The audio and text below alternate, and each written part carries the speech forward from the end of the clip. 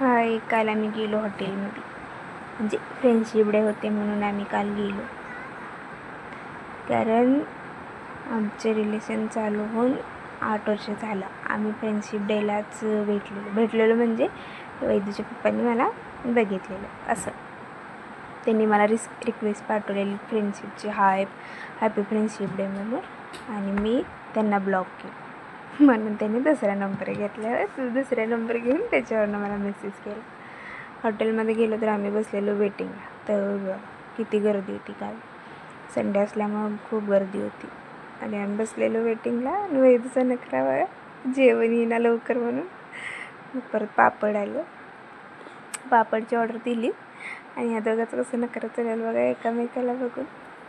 आणि पापड, ह्यांना मसाले पापड मागवलेलं आणि वैदूला साधं पापड मागवलेलं, कारण ती कांदा लसूण टमाटर तसलं काही खात नाही.